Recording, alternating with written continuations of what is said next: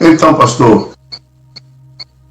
eu estava analisando algo muito importante, muito interessante acerca desse assunto: a porta, o caminho e o alvo, que caracteriza o caminho do reino dos céus, né? Caracteriza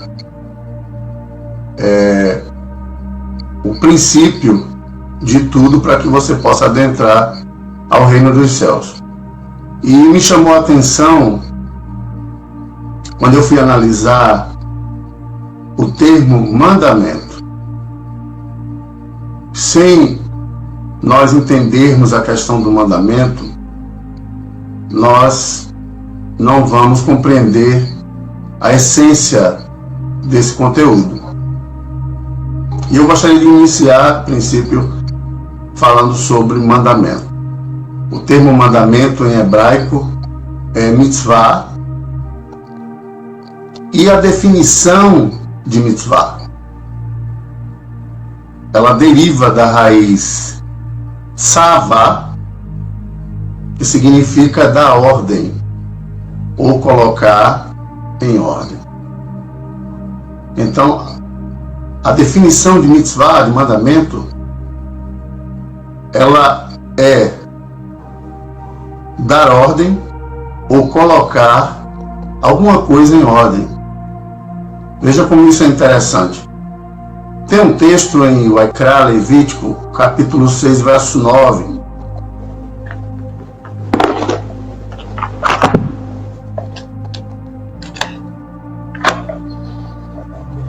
Sim. Levítico 6:9 diz: ordena Tzav a Aharon e a seus filhos, dizendo: esta é a lei da oferta queimada. A oferta queimada ficará a noite toda até pela manhã sobre a lareira do altar, e nela se conservará aceso o fogo do altar. Então, essa raiz, sabe, ela aparece aqui nesse texto. Sabe.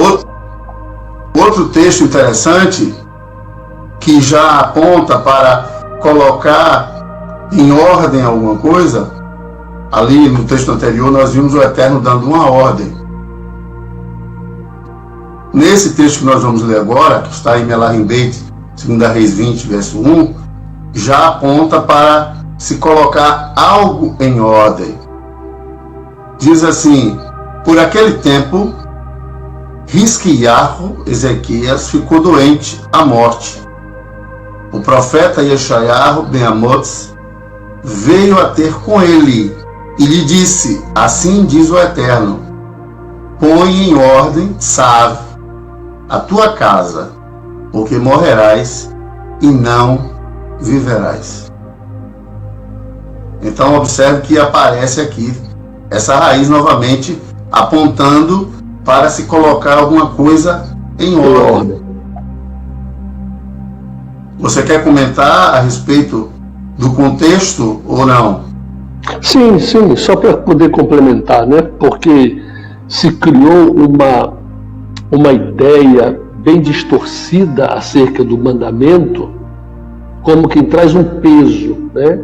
Eu não vou nem falar da palavra lei, que é pior ainda, mas todas as vezes que a gente fala sobre mandamento, existe dentro da igreja evangélica uma certa aversão a essa expressão. E o mandamento, como você falou muito bem aí, ele vem para colocar ordem. A gente ouve falar quando alguma localidade, uma cidade ou um bairro que está tendo problemas de desordem, bagunça, destruição, alguém diz assim: ali virou a terra sem lei. Virou uma terra sem lei, ou seja, sem ordem, né? Que venha trazer organização. Então é bom, os irmãos que estão nos ouvindo, porque nós herdamos essa herança que traz uma certa aversão à lei, a mandamento. Nós gostamos muito de direito, bênção, promessa, né? A igreja, ela se acostuma muito com esses termos, essa teologia importada, distorcida, e vai lançar por terra a expressão, a importância do mandamento. Mas quando o Eterno começa a criar tudo, ele cria tudo com mandamentos, para que haja ordem na criação. Então é importante essa sua colocação aí. Perfeito. Outro texto interessante para nós está em Neemias 5,14, que diz assim: além disso, desde o dia em que fui apontado Sivá, seu governador na terra de Yehudá. Ou seja, o termo também, ele aparece como apontar algo, dar uma direção, direcionar para algo. Está na mesma raiz da palavra Savá, nesse caso aqui, Sevá. O outro texto que eu quero trazer está em Jeremias 32:11, e aqui é algo muito interessante porque aponta para um contrato.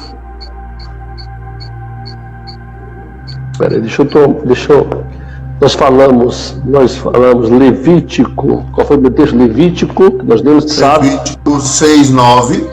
6:9, depois lemos aí Neemias. Segundo Reis 20, verso 1. 20, verso 1.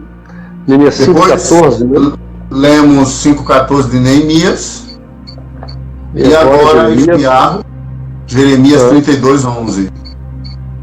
Ok.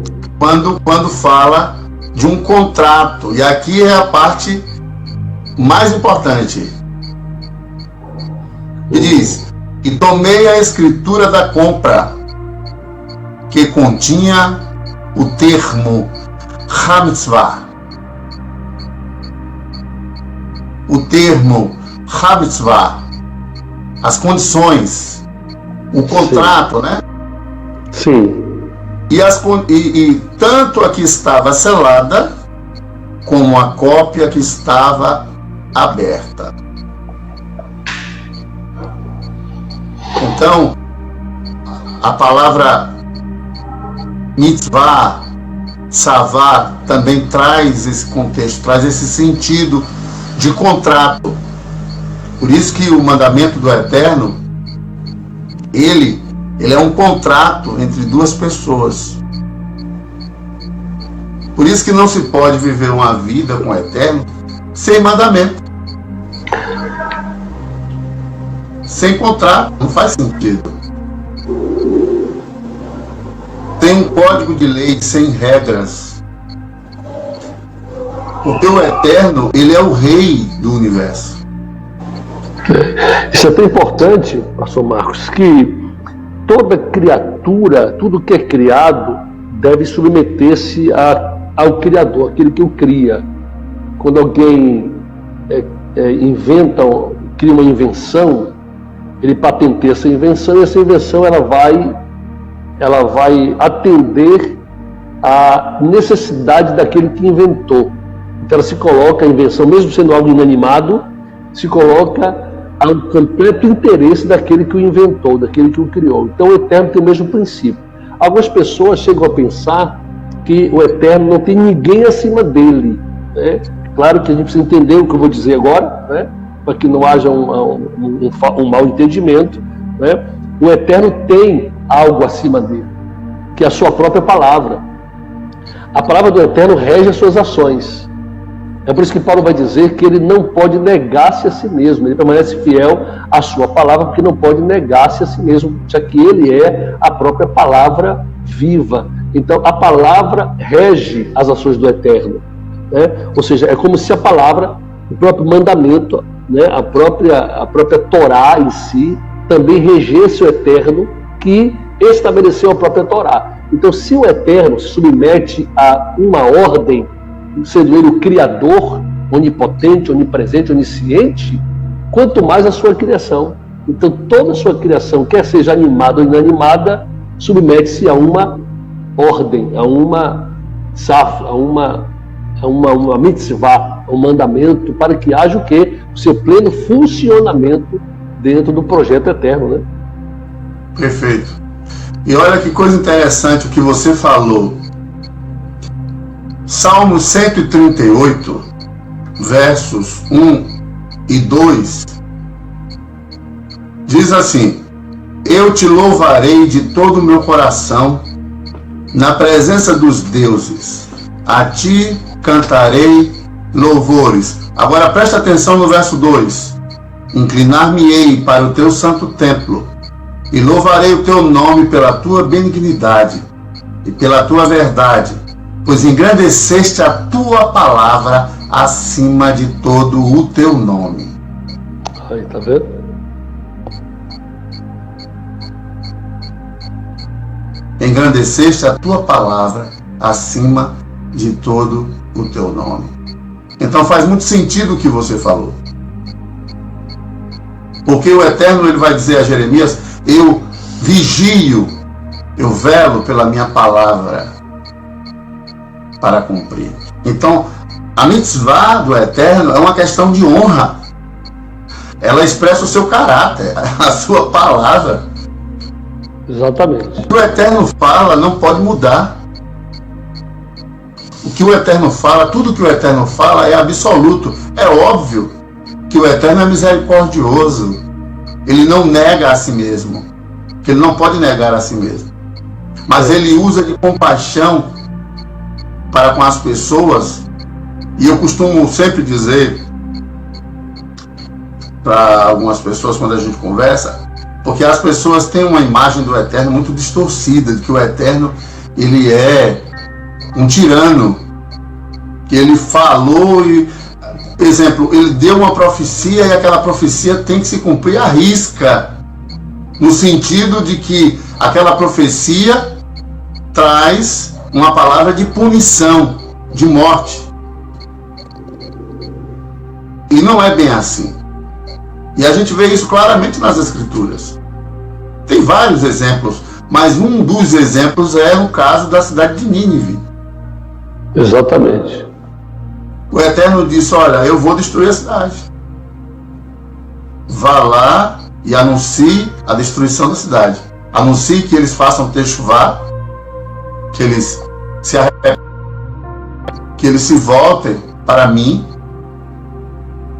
E se eles não se arrependerem, vai haver destruição, porque a justiça terá que se cumprir. E tem todo aquele contexto lá de Joná, de Jonas.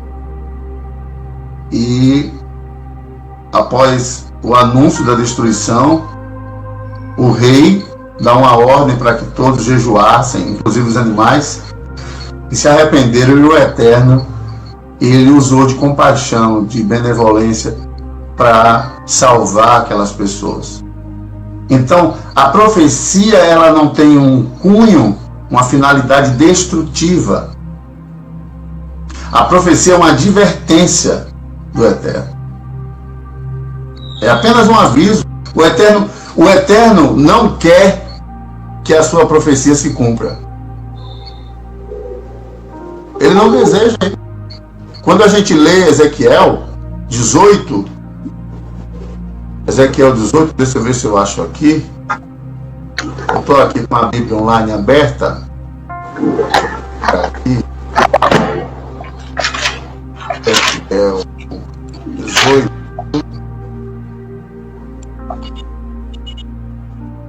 Alma que pecasse, mas se o ímpio se converter de todos os seus pecados que cometeu, proceder com retidão, desejaria, verso 23, desejaria eu de qualquer maneira a morte do ímpio? Diz o Senhor, o Eterno, não desejo antes que se converta dos seus caminhos e viva. Então observe o Espírito do Eterno, a índole do Eterno. A vontade dele é trazer vida e não morte. A morte é uma escolha do homem, é algo que pertence, a partir do pecado, pertence ao homem, não ao Eterno. A morte é uma consequência da transgressão da mitzvah. Exatamente. Exatamente. Se não fosse assim, não teria sentido o livre-arbítrio que o Eterno dá ao ser humano, né? Para errar ou acertar. Esse livre-arbítrio envolve que se o homem erra e se arrepende e volta a acertar, ele vai então receber o perdão e a aprovação do Eterno. Da mesma forma que o justo que se desvia da justiça e começa a praticar iniquidade vai ter a reprovação do Eterno e as consequências pelo seu ato, né? Você vai lembrar que Yeshua disse assim: não penseis que eu vim condenar o mundo, eu vim para salvá-lo. Mas a palavra que eu vos tenho pregado, essa sim condenará o mundo. Porque a palavra diz, né, você escolhe o caminho da bênção ou da maldição, da vida ou da morte. Então, se o mundo escolhe o caminho da morte, a própria palavra diz a consequência e o final dessa escolha. Então, Yeshua, ele não vem para condenar, ele vem para proclamar a salvação pelo arrependimento. Mas se alguém insiste, se o mundo insiste em continuar na transgressão, a palavra já traz a condenação, já traz a consequência escrita nela mesma para aquele que peca. Então, o Eterno, quando traz uma profecia, ele traz o intuito de fazer com que o homem se arrependa, alertar o homem para o caminho errado que ele está seguindo, para que ele volte para o caminho certo, né? E essa própria autonomia que o Eterno tem, ele vai dizer para Abraão, para Avraham: se eu terei misericórdia de quem eu quiser ter misericórdia. Entendeu? Ou seja, ele é o Criador estabelece normas, estabelece regras, e às vezes nós queremos colocar o Eterno numa caixa, né? Nós queremos rotular ele, dizendo: ele age assim, assado, se não for assim eu não aceito, eu não creio que seja ele. Então, na verdade, o Eterno, ele é soberano e não deve satisfação a ninguém, ainda que ele, pela sua misericórdia, compartilhe da sua autoridade, pela sua bondade e misericórdia, pelo seu favor, mas ele é soberano. E ele diz: eu terei misericórdia de quem eu quiser, me compadecerei de quem eu quiser me compadecer, né? Isso mostra então que ele realmente, quando traz uma profecia, uma palavra revelada, ele traz com o objetivo de trazer o homem ao arrependimento, ao caminho da vida, e não ao caminho da morte, como ele fala aqui por Ezequiel, né? Sim, perfeito, exatamente. E tem algo muito interessante quando você analisa o hebraico arcaico, que é um hebraico feito de símbolos, de letras, imagens pictográficas, né? E tem algo interessante na raiz tsad. São 3 letras interessantes nessa raiz, né? Que é o tsad, o vav e o rei. Quando você analisa a pictografia das letras que fazem parte dessa raiz, você tem uma setinha para baixo, que representa o tsad, que significa jornada, caçada, perseguição. A outra letra, o vav, ela representa um pino. Ela é representada por um pino. E esse pino, tipo um pino de uma cabana, que sustenta uma cabana, que sustenta uma tenda, significa segurança, adição, gancho. A outra letra é o rei. O rei é uma espécie de uma pessoa com as 2 mãos levantadas, mais ou menos isso, a imagem, que significa contemplar, revelar, respirar. Então, esse significado, no seu contexto, vai trazer uma definição interessante. Tsavá é revelar o caminho seguro. Interessante, né? Então, quando você pega... Interessante. Então, essas letras no hebraico arcaico, elas, quando alguém olhava para elas entendiam uma mensagem. Por exemplo, hoje em dia, quando você olha para o hebraico sem os sinais maçoréticos, O hebraico bíblico, por exemplo, puro, quando a pessoa olha para aquela letra, ela já sabe o que significa. Então, um israelita nato, quando ele olha, quando ele vai ler a Escritura, ele vê a Escritura por imagens. Então, para ele é algo concreto. A mente de um hebreu, de um israelita, ela entende que as coisas do eterno são concretas, são palpáveis, são reais, são vivas. E não uma fé, se a gente entrar no campo da fé, na perspectiva da fé, não é algo abstrato, não. É algo vivo, real, exatamente. Concreto.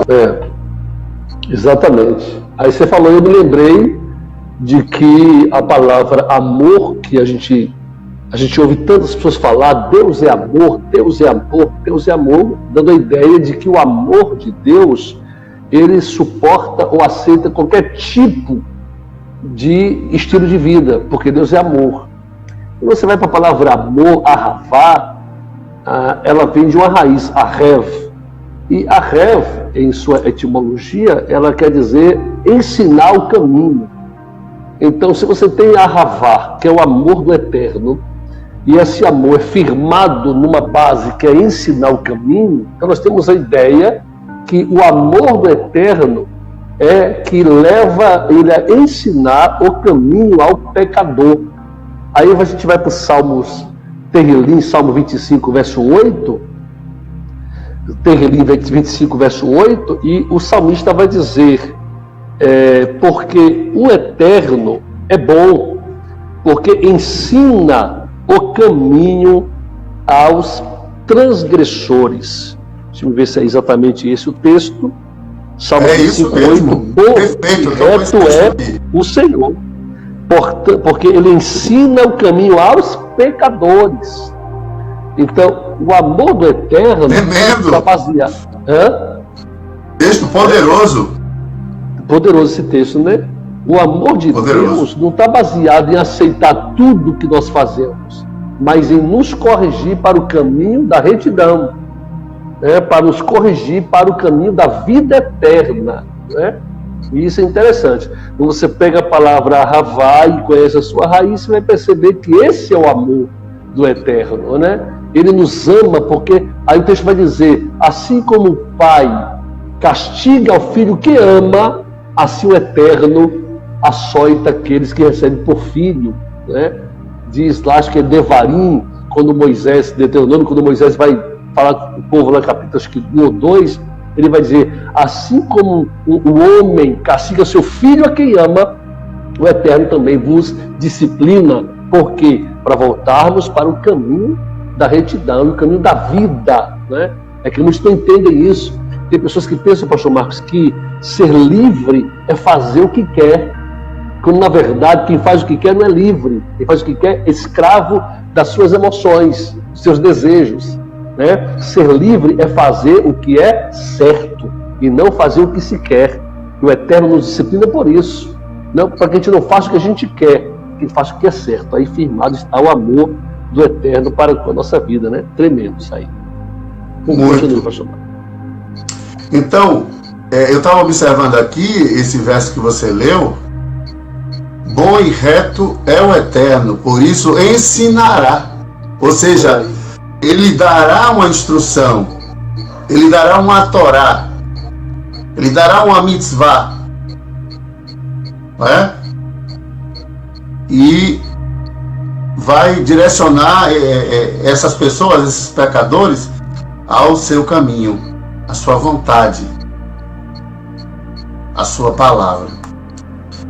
E de acordo com o que você falou, e que a gente está tratando aqui, a gente viu que a definição de mitzvah, ela significa dar uma ordem ou colocar alguma coisa em ordem.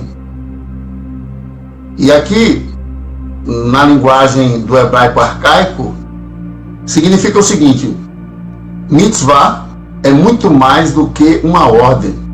Mitzvah é uma instrução de um caminho seguro.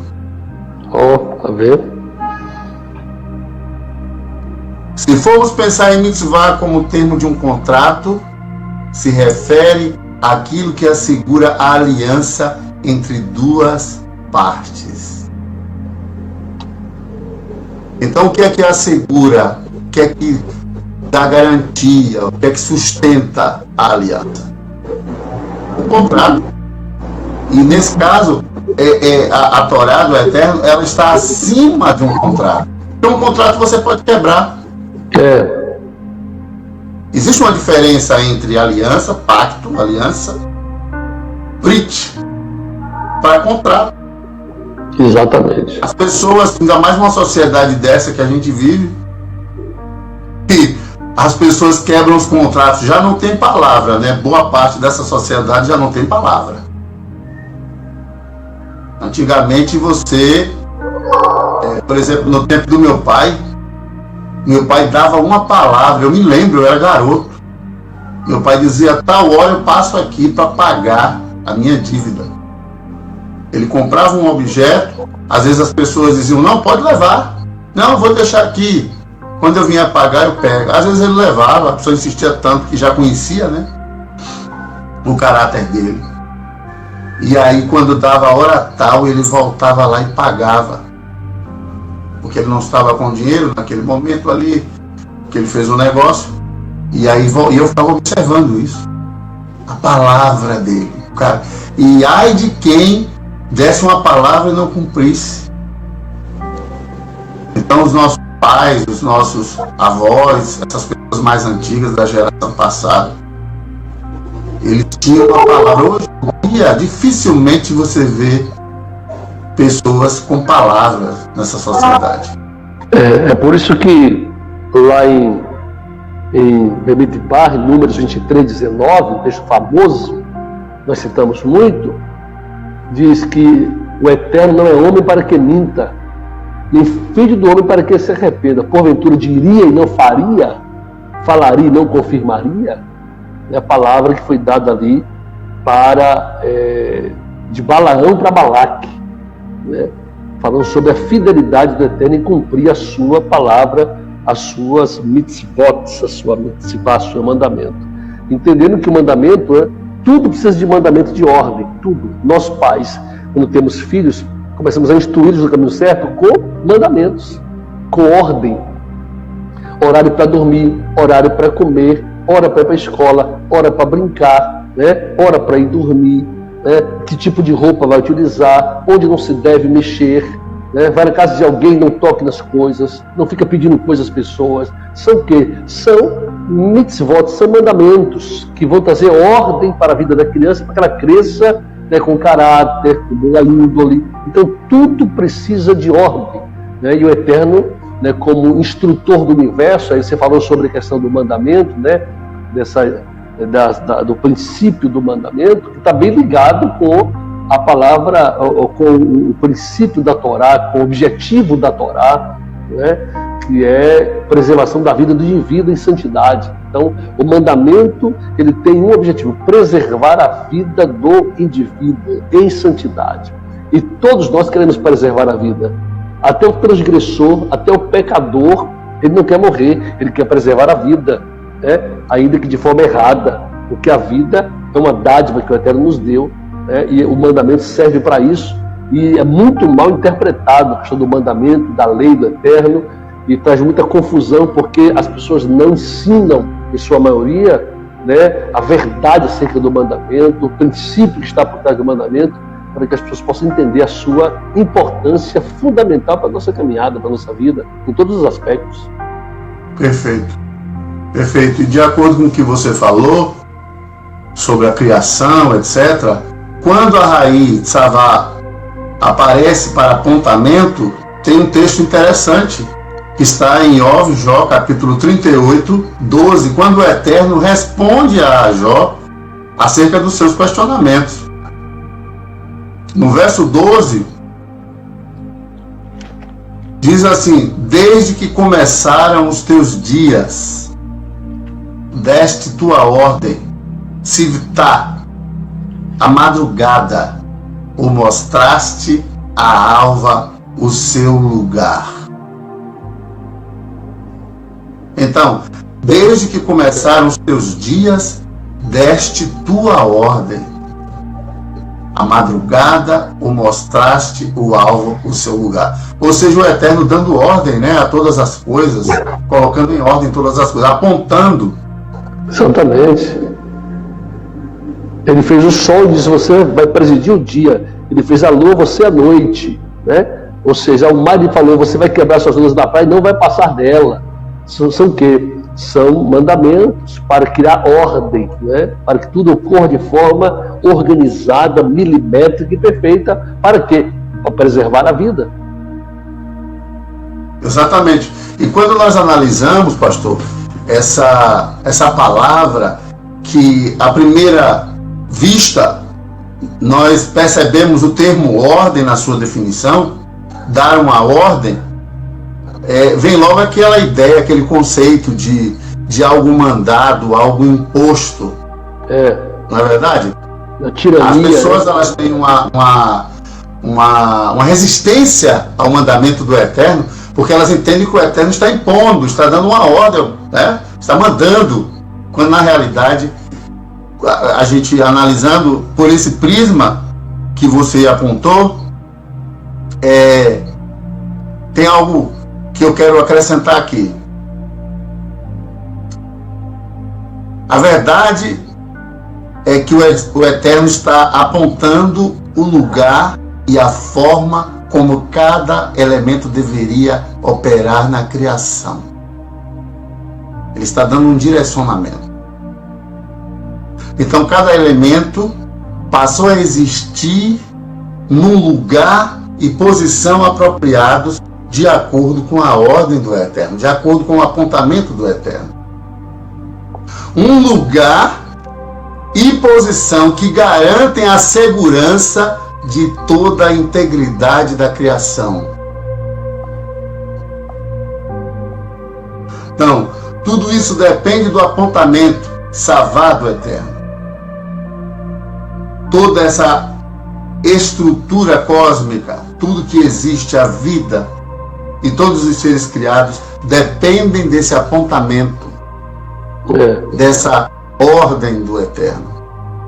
E quando as coisas saem dessa ordem, gera o caos, gera privação, gera desordem. Aí me fez lembrar agora quando Yeshua está passando por uma figueira e ele observa que ela está florida, ela tem folhas, né? E Yeshua conhecia a figueira muito bem. Yeshua conhecia, ele é, né, judeu de nascimento, então ele conhece a figueira. É uma das árvores que tipifica também Israel, né, em alguns momentos da história bíblica. E o texto diz que ele vai buscar fruto nela. Chegando lá, não encontra o fruto daquela figueira. A gente sabe que provavelmente existe uma pequena falha em uma tradução desse texto, quando vai dizer: e não era tempo de figos. Porque, pense comigo, eu nasci no interior da Bahia, né? No quintal de minha avó tinha pé de siriguela, tinha pé de manga, a gente sabia a estação em que a siriguela dava. A gente sabia. Agora pense comigo, se eu sei que a siriguela, que eu não me lembro agora qual é a estação que a siriguela dá, porque a manga dá, mas aqui é uma fruta mais comum, vamos supor que a manga ela não dê nos meses de junho, julho e agosto, por exemplo. Não tem manga. Então, como é que eu vou buscar manga numa mangueira em uma estação que não tem manga? Não tem lógica. Não tem sentido. Yeshua viu e foi buscar fruto nela, e não encontrando, lançou sobre ela uma palavra: nunca mais nasça fruto de ti. Quando passa no dia seguinte, a figueira havia se secado, porque Yeshua lançou uma palavra que pela desobediência da figueira trouxe maldição para ela.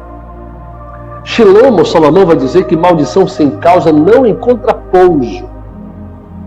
Isso quer dizer que nenhuma maldição pode encontrar abrigo se não houver uma porta aberta para que ela entre. Lembrando aqui a expressão que nós demos lá de Números 23, de Balaão, toda vez que ele ia amaldiçoar Israel, saía a bênção. E ele disse: eu não posso amaldiçoar o que o Eterno abençoou, porque Israel estava santificado. Então não tinha como pegar maldição nenhuma, não tinha brecha aberta, Israel estava santificado. Então ele vai instruir Balaque a lançar tropeço para Israel, para que eles pecassem, e quando o pecado vem, a porta abre, a maldição pega. Então a ideia que nós temos é que essa figueira que Yeshua vai tirar fruto, ela estava em desobediência a uma ordem do Eterno, que está lá em Bereshit 1:11. As árvores frutíferas devem ter frutos nelas e semente. Então, se Yeshua estivesse com muita fome, e aquela figueira fosse a única fonte de alimentação para ele naquele momento, poderia até causar, vou usar esse termo bem genérico, a morte de alguém. Porque aquela árvore que foi criada para alimentar uma pessoa, ou pessoas, se recusou a fazer. Ela quebra o mandamento. Se ela quebra o mandamento, ela traz desordem. Ela prejudica pessoas. Então Yeshua diz, nunca mais nasça fruto de ti. Ela se seca completamente. Yeshua não ia amaldiçoar uma árvore que não tem fruto, porque não é época de ter fruto, porque quem criou as épocas foi o próprio Eterno. Então aí você vê a importância de nós cumprirmos o mandamento, porque ele é uma instrução que nos traz vida e nos preserva, porque quem quebra o mandamento, ele traz caos, ele traz desordem, e prejudica-se a si e a outras pessoas. A importância de nós observarmos o mandamento, né? A mitzvah do Eterno, né? Exatamente. E eu estava pensando aqui sobre o Salmo 1, né? E diz, bem-aventurado é o homem que não anda segundo o conselho dos ímpios, nem se detém no caminho dos pecadores, nem se assenta na roda dos escarnecedores. Antes tem o seu prazer na mitzvah do Senhor, e na sua mitzvah medita de dia e de noite. Ele será como uma árvore plantada junto a ribeiros de águas, na qual dá o seu fruto na época, na estação própria. Exatamente. E se você prestar as suas folhas não secam. A folha pode até cair, né? Geralmente. Olha que interessante. Sim. Pode falar, pastor. Olha que interessante. É justamente o verso 3 que ele vai comparar o homem com uma árvore. Porque no terceiro dia foi que as árvores foram criadas. E é o terceiro versículo. Então ele faz aqui, ainda que essa numeração dos versículos tenha sido posterior, mas ainda assim nós temos aqui uma inspiração. Porque no verso 3 ele faz alusão à árvore. E esse salmo é salmo do homem. Aqui ele faz a diferença entre o homem justo e o ímpio. Então até o verso de número 3 ele fala do justo. O verso 4 ele fala do ímpio, e o verso 5 também, e o verso 6 também. Como ele tem 6 versos, e o homem foi criado no 6º dia da criação, então nós temos que esse salmo é o primeiro da Bíblia, é o salmo do homem, mostrando como o homem pode ser aprovado perante o Eterno, ele pode frutificar. Então você falou bem aí, citou o salmo 1, que no verso 3 ele diz, será como árvore plantada, junto ao ribeiro das águas. A gente sabe muito bem que águas na Bíblia faz menção à palavra do Eterno, né? Nós somos como árvores, mas eu não fico plantado junto a um rio. Eu vou morrer lá. Não, nós somos plantados na palavra do Eterno, porque ela é uma fonte de água viva que nos faz frutificar. Isso é muito interessante essa troca. Você pode terminar aqui? Não, que é isso, pastor. Eu estava, certa vez, vendo um comentário rabínico, e nesse comentário rabínico do Salmo 1, o rabino dizia que o sentido original desse texto, quando diz ele será, é porque ele não estava ali. A partir do momento que ele fez a Teshuvá, a partir do momento que ele se voltou para a mitzvah, o Eterno o plantou ali. Olha aí, tá vendo? Achei isso muito interessante, esse comentário. E faz todo sentido, né? Muito sentido. Muito sentido. Afinal de contas, a busca do homem pelo Eterno para que ele faça Teshuvá é desde da saída de Adão do Éden, da sua expulsão do Éden ali, que o Eterno busca o homem para fazer techuvá. Né? Então é bem colocada essa observação do rabino que comentou esse texto, porque ele fala, será como árvore, se ele fizer techuvá, né, e não andar segundo os ímpios, segundo o curso desse mundo, mas segundo a palavra do Eterno e os seus mandamentos, ele vai ser frutífero. Então, observa a importância de nós observarmos o mandamento, né? Observarmos a Torá do Eterno, para que nós possamos frutificar em todas as áreas da nossa vida, quer seja emocional, espiritual, financeira, familiar, conjugal, né, social. Se nós andarmos segundo esta mitzvah, esta palavra, nós iremos frutificar em todas as áreas da vida. Amém. E outra coisa, pastor, que me chama a atenção quando você falou no Gan Eden, eu me lembrei que o Eterno, quando ele forma o homem no jardim, no Gan Eden. E lá, esse Gan Eden era um lugar de árvores frutíferas. Toda árvore que dá fruto, né, bom fruto, estava plantada ali. E além disso, o Eterno coloca 4 rios que regam essa terra. Então observe que o homem estava plantado junto a ribeiros de águas. É mesmo. Veja como é profundo essa revelação do Eterno para nós. O Eterno começa plantando o homem num jardim regado. Ele não coloca o homem numa terra árida, numa terra seca, sem alimento, sem condições adequadas e de vida abundante, aliás. Exatamente. Não é verdade? E importante aí, a gente vê a coisa que é concisa, a palavra do Eterno, né? Sua revelação profunda, tudo é muito interligado, tudo é muito, sabe, tudo faz sentido uma coisa para outra, que no verso 4 ele vai dizer, não são assim os ímpios. Não são assim como? Como eles não são? Eles não são o quê? Eles não observam o mandamento. Eles não andam segundo o mandamento do Eterno. Eles não meditam na palavra do Eterno de dia e de noite. Eles não são assim. Eles andam segundo os conselhos maus, segundo o seu próprio coração, seu próprio entendimento. Quer dizer, não são assim os ímpios. E aqui eu abro um parêntese, porque há muito conflito na mente de muitos, vou usar esse termo que é bem genérico, de muitos crentes, de que achar que o ímpio é só o que está lá fora. E quando o ímpio é aquele que pratica impiedade. E tem muito ímpio dentro das congregações, cantando louvores, pregando a palavra, dizimando, ofertando, chorando, mas ímpios. Sabe por que eu digo isso, pastor Marcos? Porque tem um texto interessante que está lá em Números, Bamidbar 16. Eu li esse texto uma vez e ele me chamou a atenção. Dentro dessa mesma linha, Bamidbar, Números 16, na revolta de Coré, Datã e Abirão. Quando nós lemos o verso de número, deixa-me ver aqui,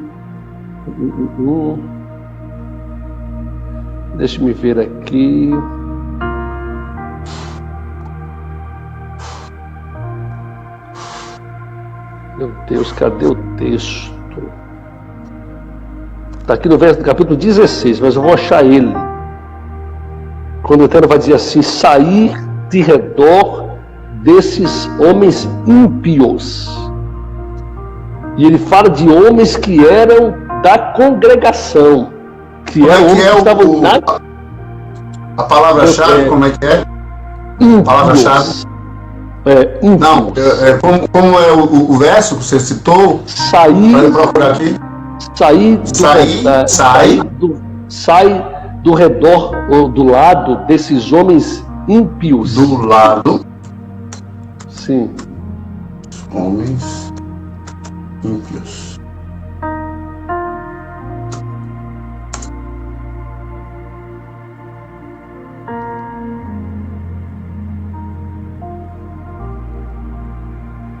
Não achei, não apareceu. Mas tá aqui, rapaz. Deixa eu ver, rapaz. Oh, Pai Eterno. É na hora que o Eterno vai abrir a terra. Sim, exatamente.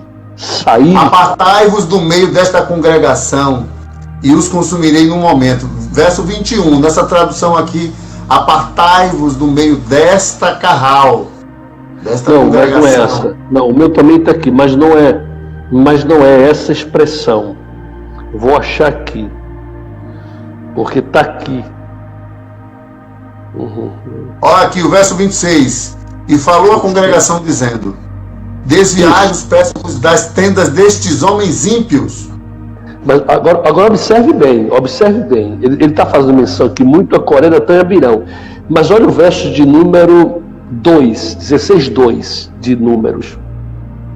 E se levantaram contra Moisés com 250 homens dos filhos de Israel, líderes da comunidade, respeitados nas solenidades, homens de posição. Esses homens se ajuntaram a Coré, Datã e Abirão em sua revolta. São homens reputados, de boa reputação, líderes, homens influentes. Mas o Eterno vai chamá-los todos de homens ímpios. Não são pagãos que estão aqui, não são os estrangeiros que estão aqui. São gente da congregação. Então isso é bom frisar para os irmãos que estão nos ouvindo, porque muitas vezes nós temos a ideia de que o ímpio é só o pagão, o idólatra, o que está lá fora da igreja. Não é. Ímpio é aquele que pratica impiedade. E tem muito ímpio dentro das igrejas, praticando impiedade. E a impiedade é tudo aquilo que vai contra a palavra do Eterno, os mandamentos do Eterno, é impiedade. Então nós lemos o Salmo de número 1, que diz: não são assim os ímpios. Por que não são assim os ímpios? Porque eles não meditam de dia e de noite na palavra do Eterno e não buscam viver segundo esta palavra, por isso são ímpios. E tem muitos ímpios dentro das congregações. Nos reputamos por santos homens de Deus, mas são ímpios. Pastor Marcos, continue. É verdade. E eu estava observando aqui que o ímpio, ele é caracterizado pelas suas ações, pelas suas obras. Isso. Ele não é caracterizado nas Escrituras porque ele não faz parte do cristianismo, porque ele não faz parte do judaísmo, porque ele não faz parte do catolicismo. Exatamente. Da Umbanda, da Quimbanda, do Espiritismo, etc, etc. Das religiões do mundo, do islamismo. E observe, aí respaldando essa sua fala aí, que é importantíssima. Os Salmos, ele termina dizendo o seguinte, olha, verso de número 6. Olha o que o Salmo diz. Não, 5. Pelo que os ímpios não permanecerão, não subsistirão no juízo,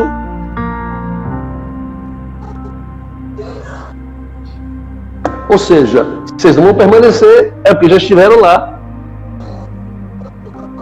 A sua voz cortou aí, pastor. Repete aí esse verso. Repete aí esse verso. 5. Pelo que os ímpios não subsistirão no juízo, nem os pecadores na congregação dos justos, na carral dos justos. Se eles não vão permanecer, é porque eles já estiveram lá. Assim como Nadab, Coré, Datã e Abirão estavam na congregação de quem? Dos justos, no meio de pessoas de alta reputação, mas eram ímpios. Foi o que o Eterno fez, lançou-os no abismo, tirou-os.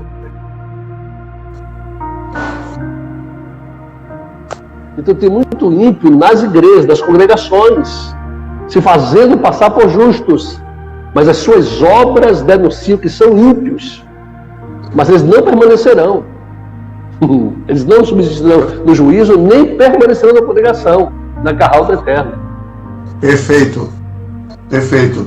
E o verso 4, que você já leu, diz que os ímpios são como uma moinha, como moinha não é um termo adequado, são como uma palha, algo que é moído, algo que é como se fosse feno, o feno. O sentido está mais para feno, tá? Então, o feno, se o vento sopra, ele é espalhado, ele é levado. É como fazia então, o pessoal que pegava o trigo lançava para cima assim, os grãos caíam, mas as palhas eram levadas pelo vento, espalhadas pelo vento. Só ficava o trigo mesmo na eira. A palha era espalhada, né, pelo vento. Exatamente. Sua voz cortou novamente. Repete, por favor. É como o processo daquele que está colhendo trigo, que ele vai peneirar o trigo naquelas peneiras grandes, que ele cirando o trigo assim, depois ele joga assim para cima. O que acontece? Quando ele joga para cima, os grãos sobem e pelo peso dos grãos desce de novo na peneira. Mas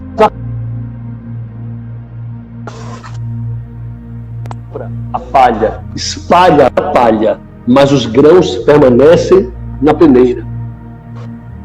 Exatamente. Deixa eu fechar aqui a porta por causa do barulho.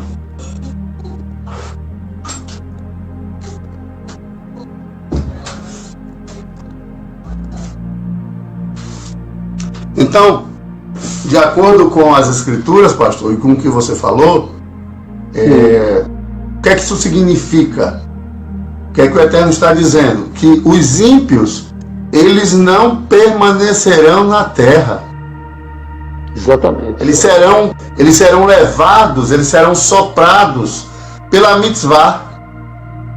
Porque as palavras do Eterno são espírito e vida. As palavras do Eterno são sopro, vento, que traz vida, que gera vida. Não é verdade? Exatamente. Perfeito. As palavras que eu vos dou são sopro. A palavra ruach, em hebraico, significa sopro, vento, espírito. Então, as palavras que eu vos dou são sopro. E em Tessalonicenses, tem outros textos também que falam sobre isso, acho que é Daniel, que fala que o Eterno vai aniquilar o ímpio pelo sopro da sua boca. Exatamente. Exatamente. Então observe que a terra, segundo o Salmo 37, e também tem outros salmos, outros textos que falam que o justo, ele vai herdar a terra. Exatamente. E ainda diz que o ímpio será desarraigado da terra. Desarraigar é arrancar pela raiz. Desarraigar. Exatamente. Arranca pela raiz. Né? Perfeito. Salmos 37, você falou aí, verso 29. Justos herdarão a terra e habitarão nela para sempre. É verdade. Pastor Paulo, o texto que você citou em Bamidbar, em Números, o Eterno, ele abre a terra para engolir Coré, Datã e Abiram. Isso. E o Eterno ele enxergava aquele povo, porque a palavra congregação fala de um grupo de pessoas, né? A palavra carral aponta para um grupo de pessoas. Então você vê que haviam dois grupos dentro da congregação do Eterno. Um grupo de justos e um grupo de ímpios. E o Eterno, no hebraico, quando a gente vai analisar, antes do Eterno abrir a terra para que essa congregação ímpia seja engolida pelo Sheol, pela sepultura, pela terra, o Eterno usa um termo no hebraico, está mística. Então, quando Datã e Abiram, Coré, Datã e Abiram, eles formam aquele grupo, você observa no contexto que eles formaram um sacerdócio. dentro desse grupo. Se nós estudarmos é porque não é o caso aqui, não é o assunto. Mas se nós formos analisar, foi formada uma outra congregação, um outro sacerdócio dentro desse contexto da congregação do Eterno. E o que é que isso quer nos ensinar? Exatamente. Quer nos ensinar que o fato de se formarem grupos dentro da congregação de supostos líderes, de pessoas que querem usurpar posições que o Eterno não designou, não otorgou, significa que é um Mishkan ímpio. É uma congregação ímpia, é um tabernáculo, a palavra Mishkan é tabernáculo, ímpia. Então existe dentro da congregação do Eterno um outro tipo de serviço. A palavra para ministério, literalmente no grego, é serviço. Existe um outro tipo de serviço. Um Mishkan dentro do Mishkan. Um tabernáculo dentro do tabernáculo. Uma congregação que não está aprovada pelo Eterno. Exatamente. Então, voltando ao assunto que nós paramos, vamos voltar ao assunto. Em relação ao apontamento, quando nós pensamos na nossa vida, na obediência aos mandamentos do Eterno, podemos pensar no mandamento como aquilo que aponta para o nosso lugar na criação. O mandamento, quando a gente analisa, por exemplo, Efésios capítulo 4, verso 11, olha o que o Eterno fala. Leia aí, por favor, pastor, esse verso. Efésios 4. 4:11? Isso, a partir do 11. E ele mesmo... O zelo do Eterno... Sim. Desculpa. O que eu ia dizer é que o Eterno ele teve esse cuidado, esse zelo de apontar cada pessoa na sua posição. Cada um tem o seu lugar na criação.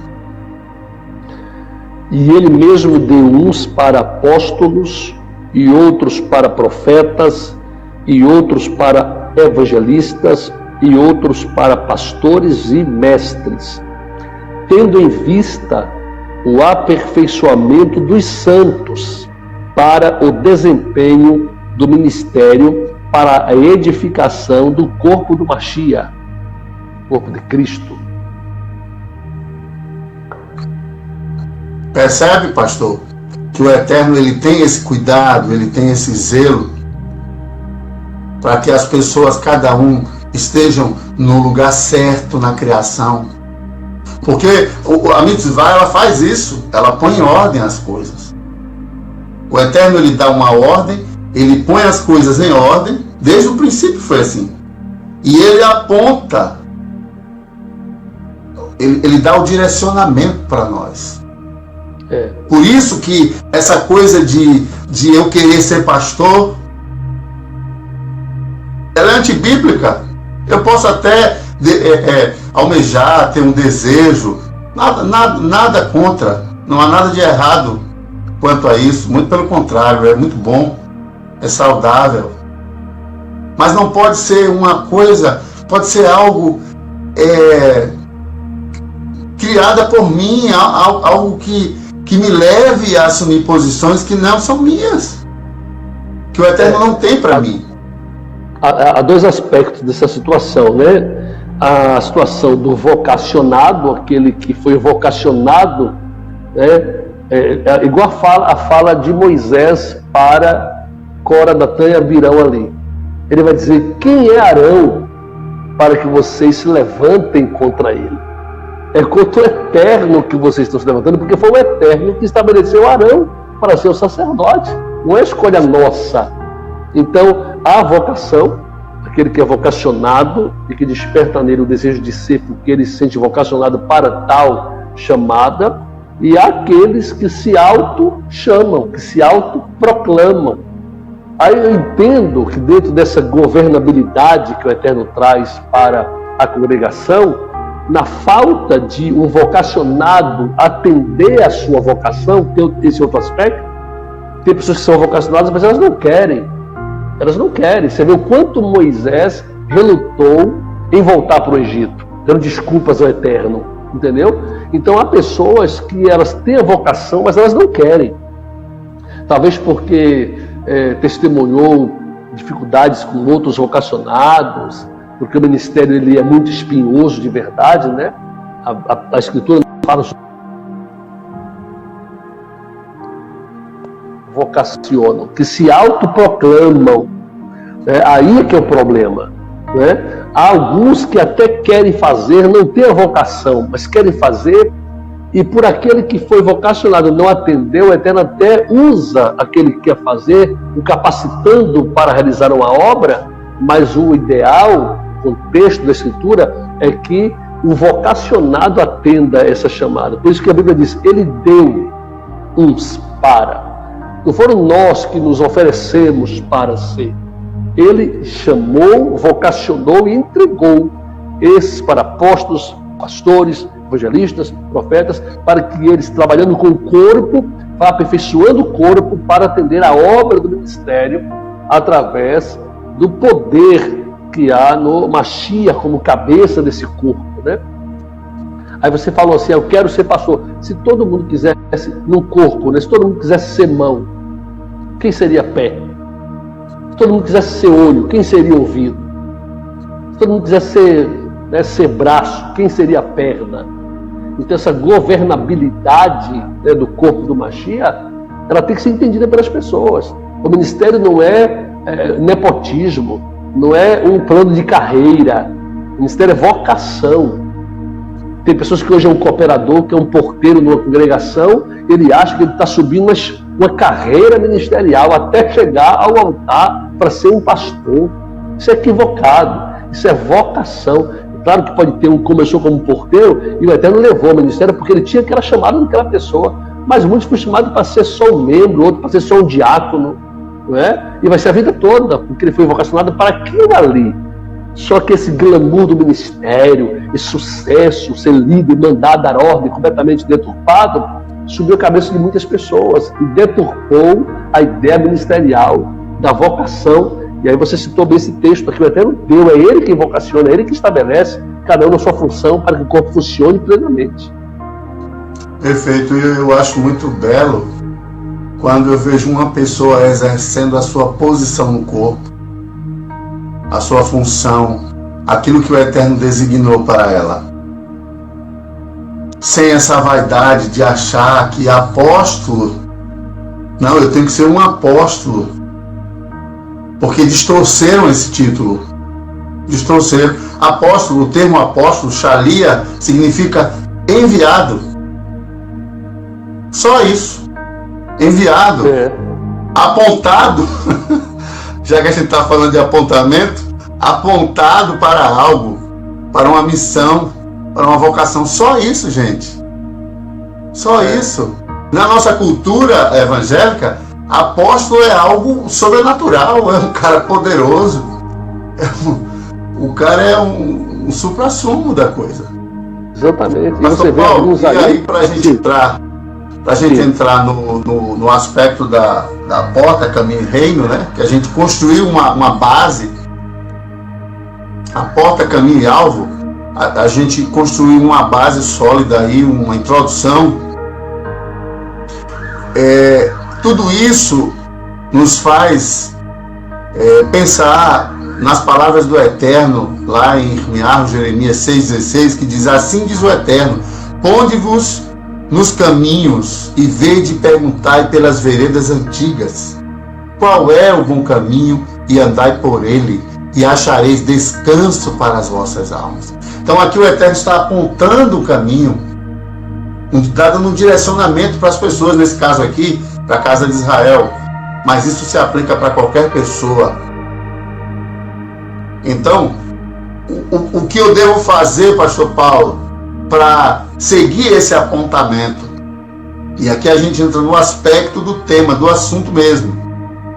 Que devemos fazer para atendermos esse apontamento do Eterno?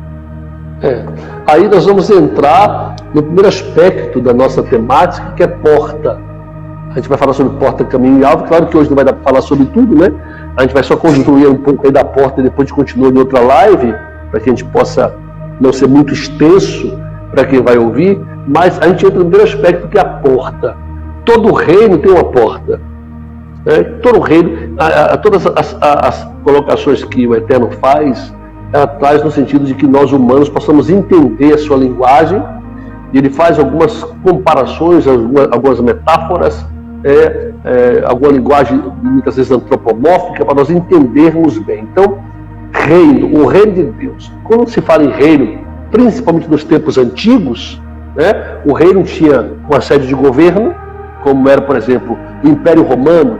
Roma era a sede do Império, né? Então, todo governo, o reinado antigo, ele tinha um centro, um governo central, e essa cidade central, que representava esse reino, que ele podia ser tanto muito extenso, como sendo mais pequeno, como fala em Portugal, ou menor, ele tem uma porta de entrada. Então, para eu ter acesso àquele império, àquele reino, eu preciso passar pela porta desse reino. Então, a linguagem está bem colocada nesse sentido, porque a gente possa entender que para entrar no reino dos céus, ainda que é um reino invisível, ainda que não é como o reino deste mundo, em sua construção, em sua organização, em sua administração, em suas normas, mas esse reino tem uma entrada, precisa entrar por ele, né? Então, o primeiro passo é a porta do reino, né? Que porta é essa? E o que eu devo fazer para entrar por essa porta? Porque Yeshua sempre falou sobre o reino, né? Ele fala para Nicodemos: quem não nascer da água e do Espírito não pode entrar no reino. Então, se eu vou entrar no reino, preciso de uma porta de acesso ao reino, né? Então, essa porta de acesso ao reino, ela está bem descrita na fala de Kefa, de Pedro, ali em Atos, capítulo 2, quando Pedro faz uma explanação tremenda acerca da vida de Yeshua, né? Desde o Tanar, as profecias apontando para a vinda do Mashiach, o seu nascimento, a sua vida, suas obras, sua morte, sua ressurreição, sua ascensão, né? Então Kefa faz uma dissertação plena sobre a vida do Mashiach, o seu propósito. O povo, ouvindo atentamente, eles vão perguntar a Kefa: que faremos então, pois, irmãos? Né? O texto vai dizer que eles se compungiram em seu coração. A expressão grega utilizada ali traz a ideia de que alguém sentiu um aperto tão grande no coração, como se uma faca estivesse entrando em seu peito.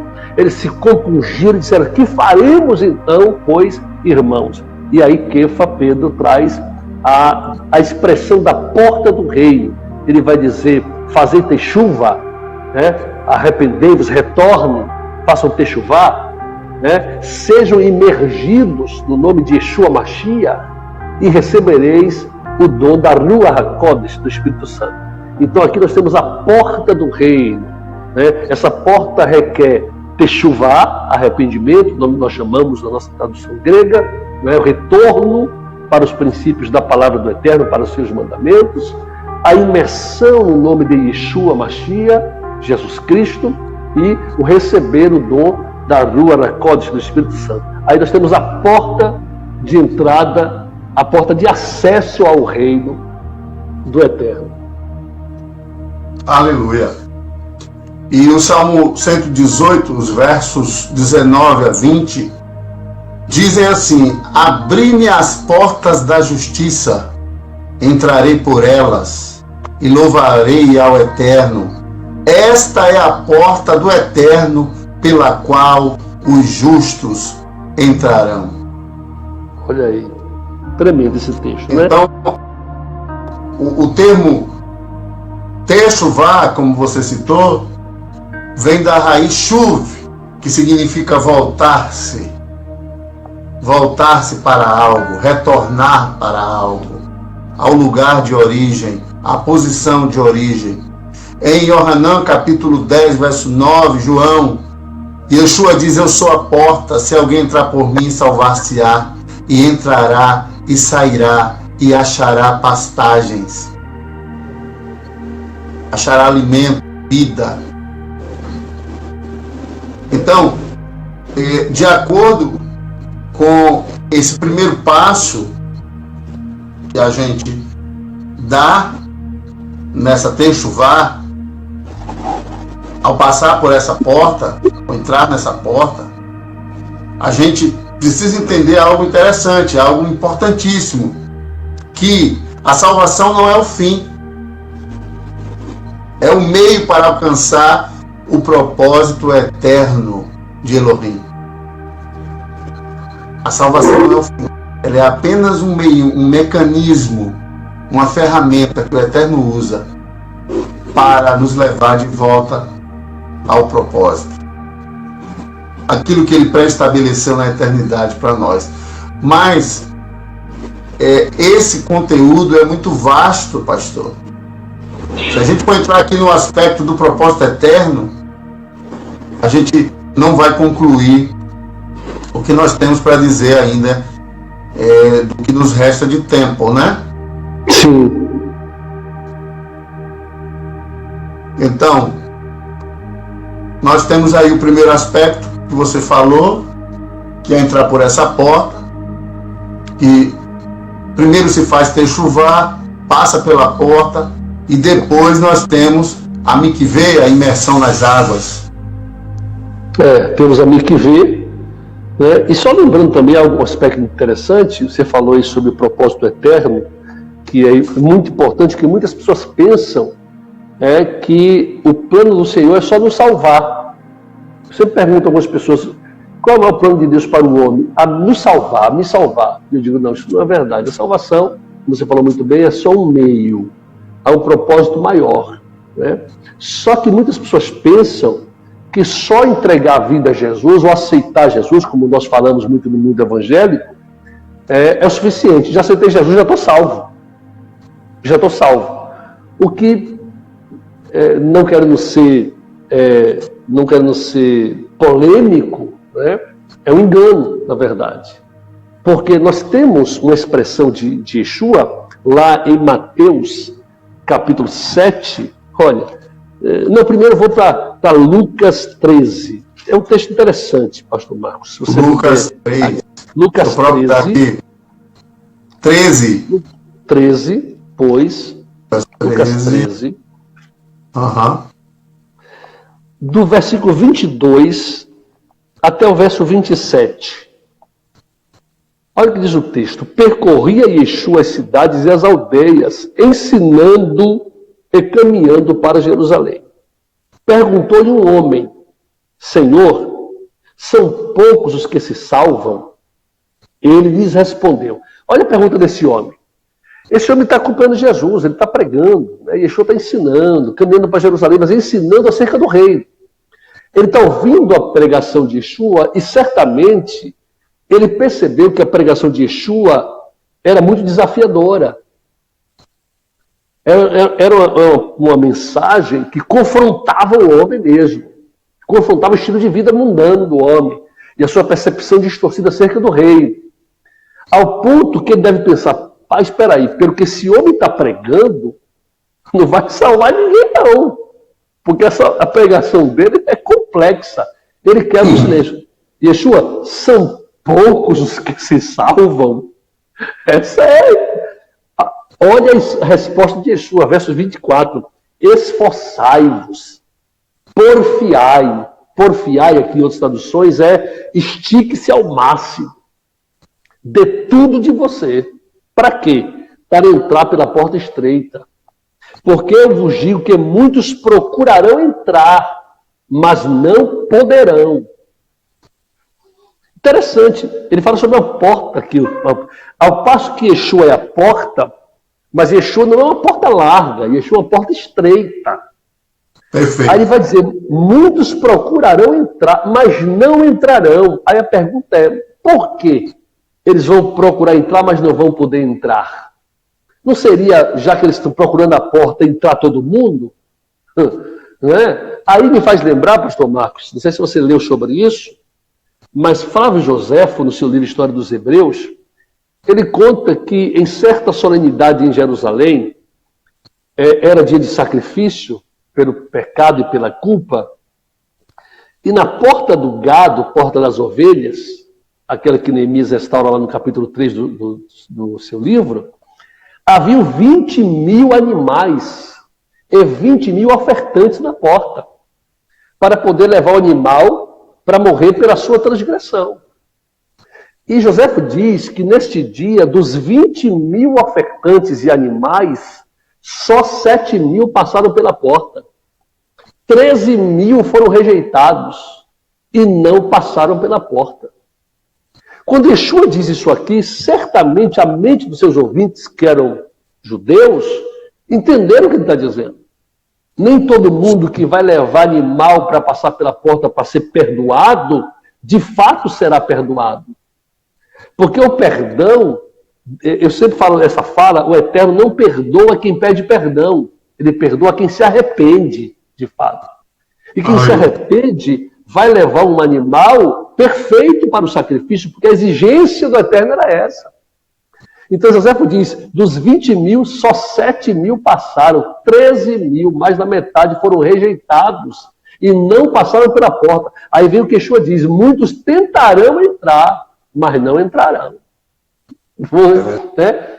Aí no verso 25 ele vai dizer, quando o pai de família se levantar e fechar a porta, e do lado de fora começar a desabater, dizendo, Senhor, Senhor, abre-nos, ele vos dirá, não sei de onde sois.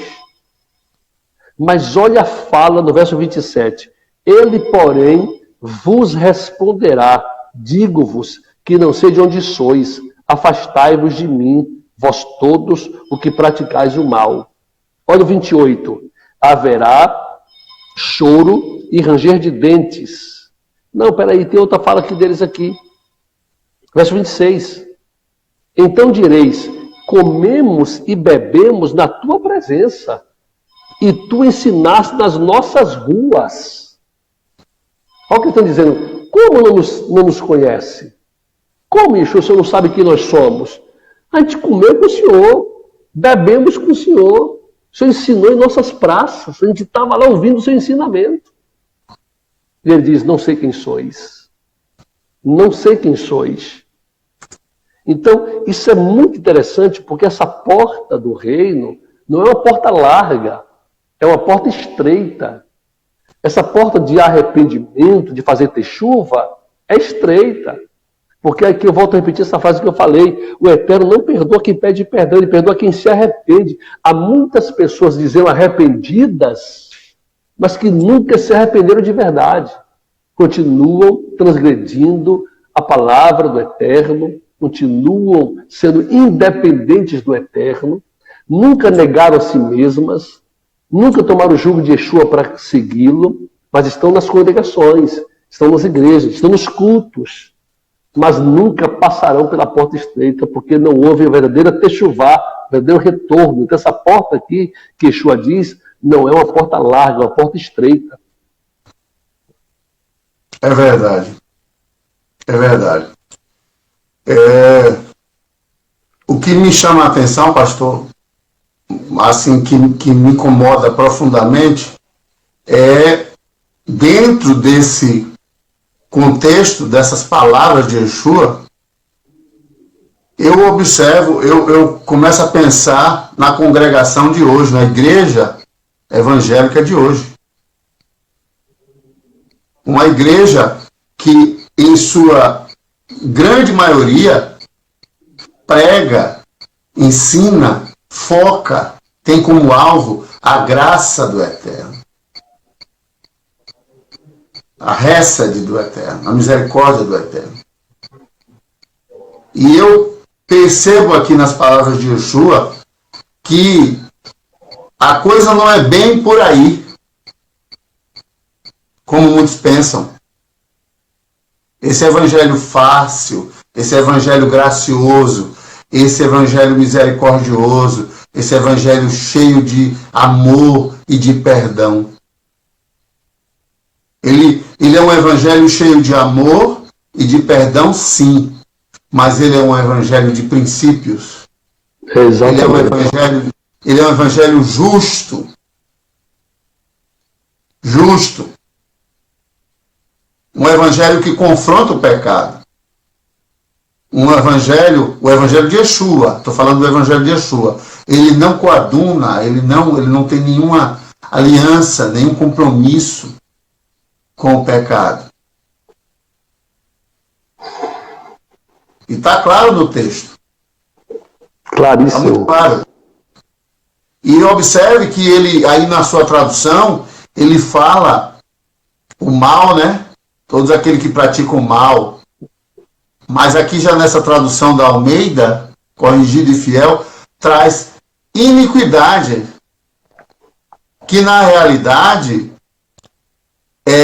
quando a gente vai analisar no hebraico, a palavra é aven. A palavra que aparece no hebraico para essa palavra de Yeshua, até porque Yeshua não falava grego, Yeshua falava hebraico e aramaico. Então, está claro nas palavras de Yeshua que Yeshua está se referindo à Torá, à mitzvah, ao mandamento. Aven, transgressão da Torá, impiedade, tá? Perversidade, o perverso, o iníquo. Ele está fazendo esse tipo de referência. Que é a mesma fala quando ele vai dizer: muitos naquele dia me dirão Senhor, Senhor, porque está aqui dentro desse texto, né? Muitos naquele dia me dirão Senhor, Senhor. Porque aqui diz o verso 25: quando o pai de família se levantar e fechar a porta e do lado de fora começar a bater e dizer Senhor, Senhor, abre-nos a porta, muitos naquele dia me dirão Senhor, Senhor, em teu nome fizemos sinais, prodígios, maravilhas. E eu vos direi abertamente: não vos conheço, malditos, vós que praticais a iniquidade. Claro que Yeshua não falava grego, ele não falou iniquidade, mas iniquidade vem do grego anomia, sem, fora. Nomia vem de nomos, lei, sem lei, fora da lei. Né? A vós que vivestes quebrando a Torá, quebrando a lei do Eterno. Então não vos conheço. É verdade. Então é o mesmo princípio aqui. O mesmo princípio. Aqui Yeshua está falando, aqui é Yeshua que está falando, né? Aqui não é o Taná que está falando, aqui é Yeshua que está dizendo: vocês vão me chamar, mas eu não vou vos ouvir. Mas nós comemos contigo, não sei quem você é. Bebemos contigo, não sei quem você é. O Senhor ensinou em nossas praças, não sei quem você é. Eu só conheço quem pratica a minha palavra, né? Como João 14, né? Aquele que tem os meus mandamentos e os guarda, esse é o que me ama. E eu também o amarei. Entendeu? Então, esse é o princípio. Perfeito. E a palavra aven, no hebraico, é uma palavra contextualizada, que pode significar maldade, injustiça, iniquidade, pecado, idolatria, mentira. A palavra contextualizada, e Yeshua, ele usou essa palavra quando ele estava falando com essas pessoas, com o seu público. Então, pastor, em seguida nós temos a imersão, a mikveh, e depois nós temos o dom da Ruach HaKodesh, ou seja, o dom do Espírito Santo, né? Então é necessário que a pessoa faça essa imersão nas águas, a mikveh, para que possa ser recriado, né? Porque a mikveh é um ato de recriação. Sim. Quando o Eterno, ele tirou a porção seca do meio das águas, né? Ele refez, ele deu forma à terra, ele aperfeiçoou, né? Recriou, aperfeiçoou, restaurou, renovou a terra para um propósito, né? O Eterno não fez a terra sem propósito, está lá em Isaías. Então, ele recria, ele põe em ordem a vida dessa pessoa. Quando a imersão não é... As pessoas pensam que a imersão, que o batismo é qualquer coisa. E tem pessoas que brincam com isso, né? Pessoas que brincam com a imersão. Acho que é apenas um testemunho público de fé. Acho que é apenas um banho que a pessoa está tomando ali. O apóstolo Paulo, ele fala algo interessante sobre a imersão, que quando a gente faz a imersão, a gente vê, nós somos imersos no Mashiach.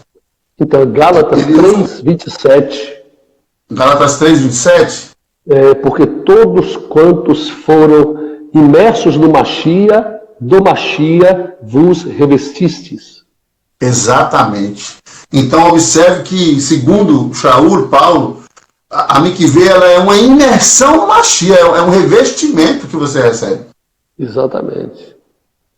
E ele vai dizer aí em Romanos 6, né? Ele vai falar também sobre a questão da imersão, fazendo essa comparação com a morte do Mashiach e o seu sepultamento, né? Romanos 6, é um texto que a gente sempre lê na imersão, que ele vai dizer assim, ou não sabeis que todos quantos, Romanos 6:3, todos quantos fomos imergidos ou imersos em Mashiach e Yeshua, fomos imergidos na sua morte. Ele faz agora essa alusão. De sorte que fomos sepultados com ele pelo batismo na morte, para que, como Mashiach ressurgiu dentre os mortos, pela glória do Pai, assim andemos nós também em novidade de vida. Se formos plantados com ele na sua semelhança, na sua morte, também o seremos na sua ressurreição. Então, só perfeito, pastor. Perfeito. Então você vê aí que há um propósito. Nada no reino do eterno é sem propósito. Assim andemos nós também em novidade de vida. E o que é novidade de vida? É você viver uma vida nova na sua conduta moral, nos seus hábitos, no seu dia a dia, nos seus negócios, no seu trato com as pessoas e assim por diante, no seu testemunho público, né? Exatamente. Porque novidade de vida está ligado muito com boas novas, né? Com o evangelho. Né? Então também tem essa ideia de que se você nasceu de novo no Mashiach pela imersão das águas, né? Você então agora sai para uma vida nova. Que vida nova é essa? Nos padrões que o Eterno estabeleceu para que você viva. Né? O próprio Shaul vai dizer em Coríntios 5,17, aquele que está no Mashiach, nova criatura é. As coisas velhas se passaram. Eis que tudo se fez novo. O que passou de velho? Passou de velho os velhos hábitos, a natureza carnal, os pecados, isso passou. Isso ficou sepultado nas águas. Deveria ficar lá. Você agora viver em novidade de vida, ou seja, viver no Evangelho, viver nas declarações que o próprio Mashiach estabeleceu, que estão dentro da própria Torá do Eterno, para que você viva. Aí você vive como uma nova criatura. Tem duas pessoas aqui, pastor, assistindo. O Ivo, que é um amigo meu, pessoa muito querida. Seja bem-vindo, Ivo. De hoje que ele está aí perseverando, aí assistindo a nossa live. Também tem outro amigo meu, Roger Bezerra. Um grande abraço para o Roger e para o Ivo.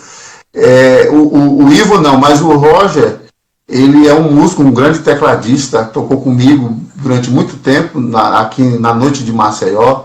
Tocou também em Porto Velho. É um músico fenomenal, um grande amigo. Ele hoje está morando em Vitória. E esse Roger Bezerra, esse meu amigo, ele conheceu o meu passado. Ele conheceu a minha vida muito bem, andava comigo. E a pessoa que eu era no passado e a pessoa que eu sou hoje é como se fosse comparar a água e o óleo. Não se mistura. Água e óleo não se misturam. Então, aquilo que o Eterno fez na minha vida, a transformação que ele fez, e eu louvo o nome dele todos os dias, bendito seja o nome dele, foi muito grande. Então é disso que nós estamos tratando aqui nesse tópico. Novidade de vida. Vida transformada pela palavra do Eterno. E o próximo tópico é o caminho do reino. É por isso, pastor Marcos. É por isso que o Yeshua, ele colocou a imersão logo no início da vida com ele. A imersão. né? O texto de Marcos, que é mais forte, quando ele vai dizer quem crê e foi imerso será salvo, né? Nós temos aí uma expressão que traz a ideia de que a imersão ela acompanha logo a seguir a conversão. Aquele que crer e for imergido será salvo, porque a imersão ela vai selar a sua fé. É por isso que quando Yohanan pregava em Mateus 3, muitos vinham confessando seus pecados, sendo por ele imergidos.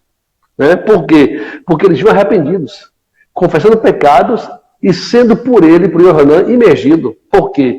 Porque eles estavam se convertendo, estavam voltando, fazendo techuva.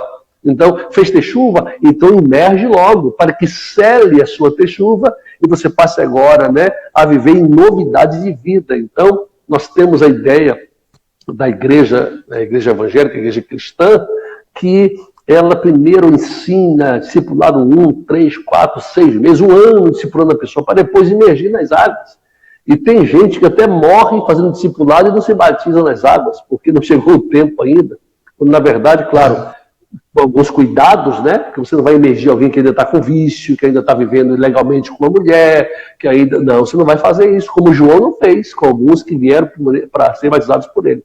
Mas se a pessoa se arrependeu, ela quer fazer techuva, não tem nenhum impedimento moral naquele momento, ela está apta a ser imergida, porque Yeshua falou, batizando e ensinando. Ou seja, não é ensinar para batizar, é batizar, imergir, esse termo que o batizar é muito grego, né? É imergir e ensinar. Não é o contrário, não é ensinar e imergir. Porque tem gente que fica sendo ensinada tanto tempo que morre sem ser imergida. É verdade. E muito importante que você colocou agora. Porque eu quero já entrar, a partir dessa fala sua, entrar no caminho do reino. Porque veja bem, a pessoa se aproxima do Eterno. Deixa eu falar uma coisa. É melhor a gente deixar o caminho para outra live. Caminho para outra live, né? Sabe por quê? Porque é muita coisa. A gente já está aí, sabe quanto tempo de live? A gente já está em 1h40 de live já. Se a gente for fazer caminho agora, a gente vai levar mais 1 hora aí. Então, o pessoal ouvir depois, um vídeo de 3 horas, vai ser difícil. Deixar esse gostinho aí nas pessoas, né? Mas assim, pastor, deixa só eu fazer um comentário aqui para a gente fechar, pode ser? Faz uma tefilá, uma oração. Claro. E a gente encerra. Assim, as pessoas se aproximavam de Yohanan. A pessoa ela estava compungida, como você falou, né? Quando ela ouvia a palavra de Yohanan, aquela palavra confrontava o seu caráter, a sua conduta, etc. A pessoa se arrependia na hora e abraçava a imuná do Eterno, as boas novas. E essa pessoa, ela queria fazer a imersão, a mikvê. Só que essa pessoa estava vivendo uma vida irregular com a sua esposa. Era uma pessoa que não era casada, por exemplo. E aí Yohanan, creio eu, que naquele momento, Yohanan confrontava a pessoa, conversava com aquela pessoa. Existem textos na Bessorá, na Brit Hadashah, no Novo Testamento, que fala Yohanan aconselhando pessoas, orientando, inclusive soldados romanos, né? E aí, eu acredito que Yohanan falava, olha, é o seguinte, você está arrependido, de fato, você vai viver uma nova vida, você vai regularizar a sua situação. E a pessoa se comprometia, obviamente, e ali, Yohanan, debaixo de uma palavra daquela pessoa, de um posicionamento daquela pessoa, Yohanan fazia a imersão. E, após essa imersão, a coisa não terminava aí. Porque Yohanan agora ia discipular essas pessoas, ia ensinar essas pessoas, ia acompanhar ia conduzir essas pessoas. Porque a gente vê Yohanan só pregando arrependimento e fazendo a mikvê. Mas havia uma congregação no deserto.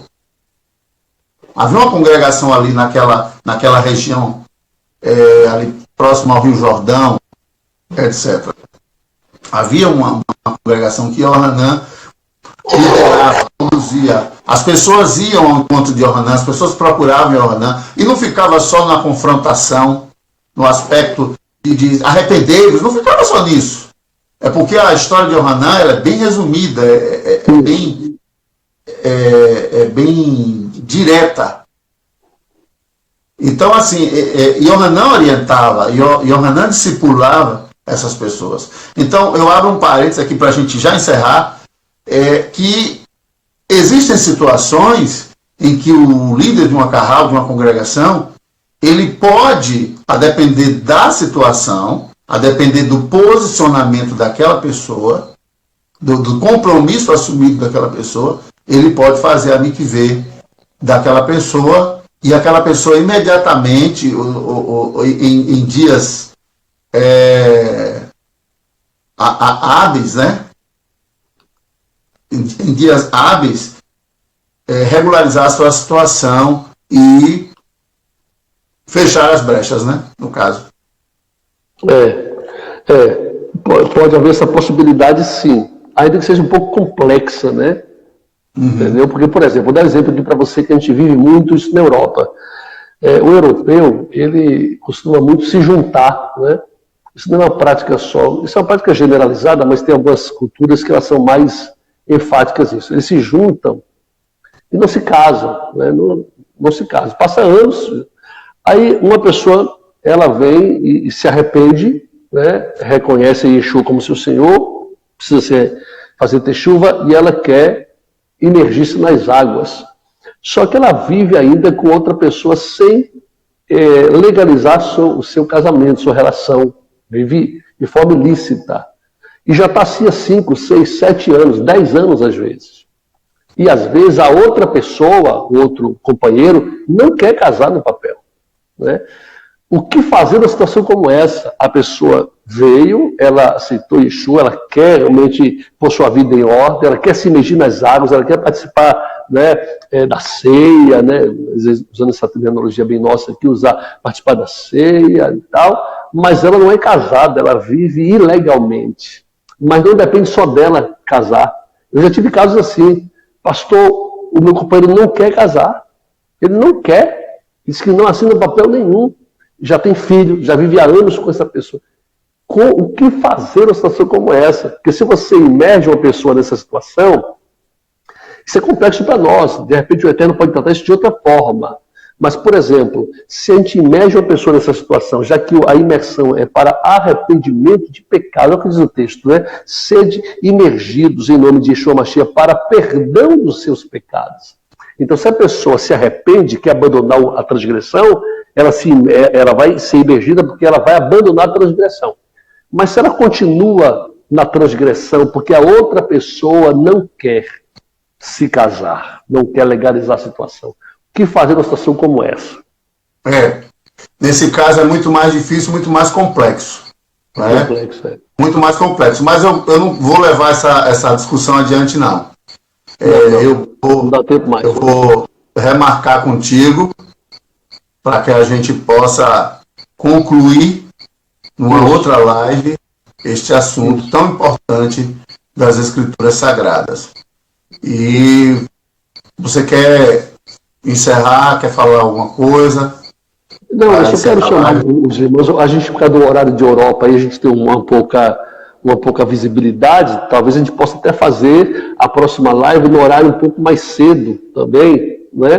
Porque, por exemplo, a maioria das pessoas que acompanham a rede social é da Europa, né? A maioria delas é da Europa. Então a gente pode tentar fazer no horário mais cedo, a próxima live. Já que o convite para os irmãos, porque na próxima live a gente vai fechar essa questão da porta aí. Ainda temos o que falar sobre a questão da imersão, né? Nós temos aí várias imersões na Brit Hadashah, logo após a teshuva daqueles que entenderam isso, como funciona essa imersão, o dom da Ruach HaKodesh, né? Como era que os Talmidim de Yeshua se comportavam, e depois a gente vai entrar no caminho, né? E aí tem outro aspecto do caminho, né? Porque Yeshua falou que a porta é estreita, mas o caminho é apertado, né? Aí a gente pode fazer menção de novo lá de Neemias, que após a porta havia o caminho até o altar, e que eram 2 inspeções feitas ali. Então, um tema muito interessante, eu quero deixar aqui para os irmãos que participaram, que perseveraram até agora conosco aí, de convidar mais pessoas, e depois você pode também compartilhar esta live para pessoas dos seus contatos, da sua rede social, irmãos aí do Machia que você conhece, que você quer abençoar com uma palavra que vai esclarecer muita coisa e vai acrescentar conhecimento da palavra do Eterno, né? Foi bênção, com certeza abençoou quem esteve conosco aí. Então, persevere na próxima, esteja conosco. O pastor Marcos vai divulgar com antecedência 1 ou 2 dias, o dia e a hora da live, da próxima, para continuar esse assunto, porta, caminho e alvo, devido à sua importância. E aí, deixo agora para você encerrar. Amém. O pastor Paulo, para quem não conhece, é uma pessoa que é muito querida por nós, pela minha família, é um grande amigo. Nos conhecemos há pelo menos 20 anos e nós passamos boa parte da nossa vida caminhando juntos, aí no reino dos céus, na caminhada com o Eterno. E ele hoje mora em Portugal, já mora lá há muitos anos com a família dele, é pastor lá em Gaia, na região norte de Portugal. Tem um trabalho muito importante, tem feito um trabalho não somente em Portugal, mas ele tem viajado aí a diversos países da Europa, da América, levando a sã doutrina. É uma pessoa séria, uma pessoa que tem muita responsabilidade naquilo que fala, naquilo que ensina, pessoa muito comprometida com o Eterno, com os seus mandamentos. E ele está indo viajar agora, está retornando após passar um longo período aqui no Brasil, por causa dessa pandemia.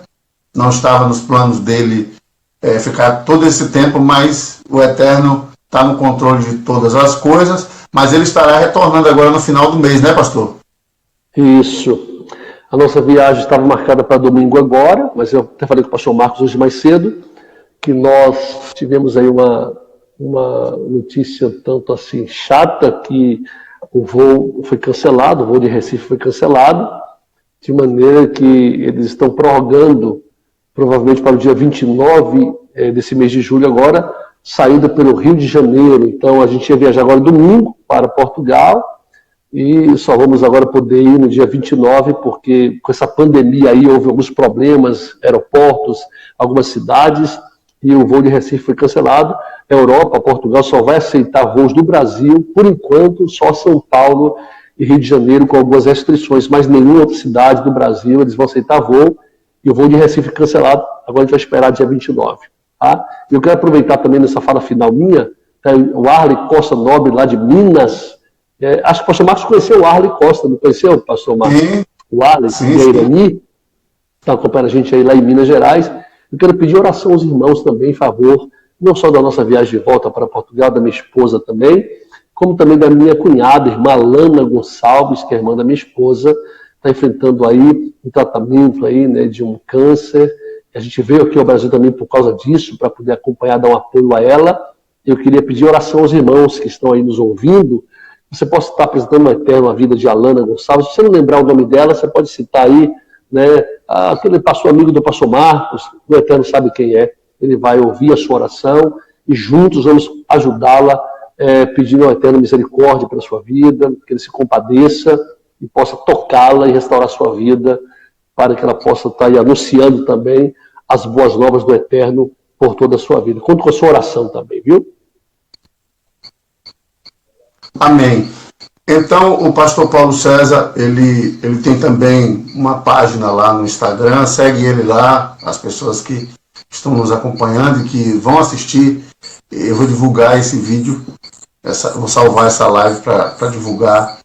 Vocês acompanhem lá a rede social do pastor Paulo, tanto no Facebook quanto no Instagram, que ele sempre está ministrando, postando material, vídeos, etc., para poder abençoar a sua vida. Tem também a nossa página lá no Instagram, Instituto Aleluia, também no Facebook, nos acompanha aí nas redes sociais, e a gente sempre está compartilhando a palavra do Eterno. Quero agradecer a participação de todos, que o Eterno abençoe a vida de vocês, lembrando mais uma vez que haverá a conclusão desse assunto numa próxima live a combinar. E eu quero orar, quero aqui interceder pela vida do pastor Paulo, pela sua família e também pelas pessoas que estão nos assistindo. Bendito és tu, eterno, nosso Elohim, Rei do Universo. Em nome de Yeshua, nós nos aproximamos de ti, Senhor. A tua palavra é a verdade. O teu reino é eterno, jamais passará. Nós nos deleitamos nos teus mandamentos, nos deleitamos na tua palavra, na tua santidade, na tua verdade. Nos deleitamos no teu amor, na tua misericórdia, na tua justiça. Eterno, em nome de Yeshua, nós queremos te agradecer por mais essa live, por mais essa noite, por essa palavra que o Senhor colocou no nosso coração.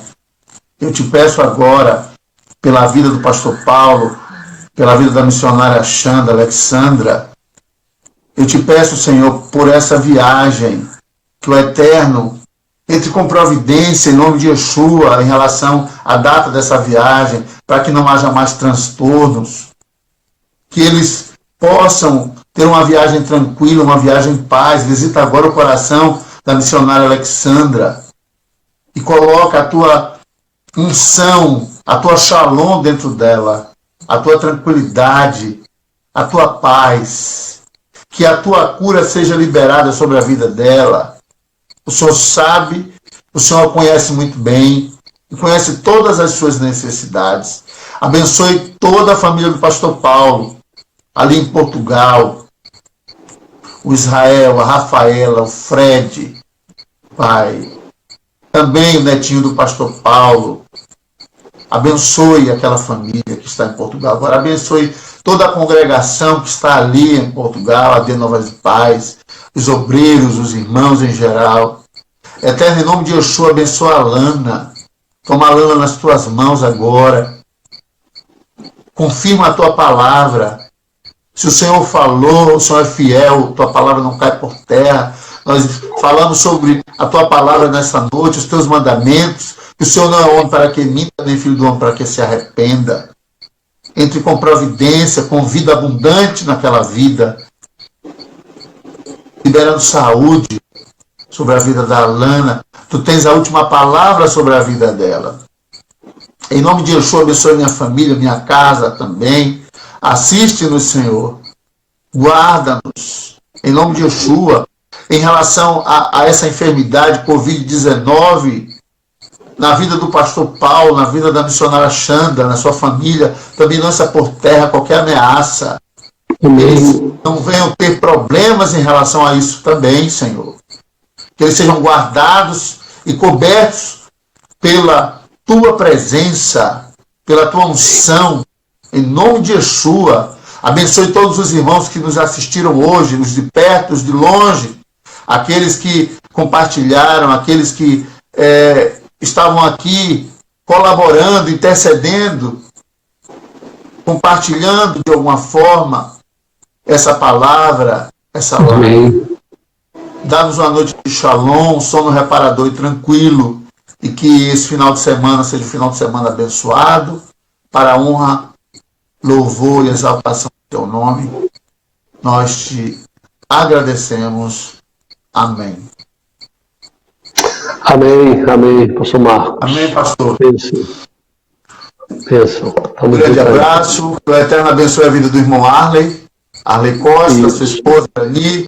Que o Eterno guarde também, que o Eterno visite essa família em nome de Yeshua. É um prazer tê-lo aqui, irmão Arley. E na próxima live gostaria que você também participasse para que possamos estar aí juntos em nome de Yeshua.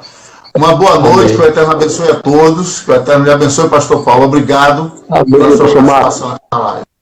Eu que agradeço. Shalom aí, boa noite a todos aí também em sua casa, meu filho. Shalom, shalom. Um abraço. Shalom, shalom.